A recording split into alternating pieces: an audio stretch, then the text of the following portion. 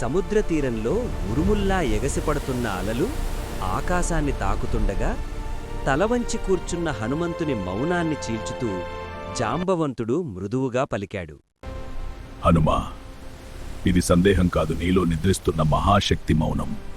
వినయంతో హనుమంతుడు, నేను రామనామమే తెలిసిన దాసుడిని. ఈ అంతులేని సముద్రం ముందు నా బలం తృణప్రాయం అన్నాడు. క్షణంలో జాంబవంతుడి స్వరం మెరుపులా మారి, చిన్ననాట సూర్యుణ్ణే పండుగ భావించి ఆకాశానికే ఎగిరిన వాడివి. శాపం నీ శక్తిని కాదు, నీ జ్ఞాపకాన్ని మాత్రమే బంధించింది. అన్న మాటలతో గాలి ఉరుములా వీచింది. సముద్రాన్ని చూపిస్తూ, అవతల లంకలో సీతామాత కన్నీళ్లున్నాయి. రాముని విశ్వాసం నీ అడుగుల కోసం ఎదురుచూస్తోంది. అన్న వెళ్ళు వాక్యాలు వాయుపుత్ర. హనుమంతుని హృదయంలో అగ్నిలా పడగానే అతడు లేచి నిలబడి, నా శక్తి రాముని సేవకే అయితే ఈ క్షణమే అది మేల్కొంటుంది. జై శ్రీరామ్ అన్న నామంతో ఈ సముద్రం నాకు అడుగుల దారే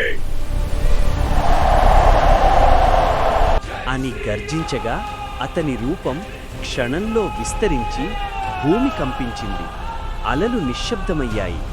అప్పుడు జాంబవంతుడు భక్తితో, నీ ఈ ఒక్క ఎగిరే అడుగు యుగయుగాల భక్తికి ప్రతీకవుతుంది.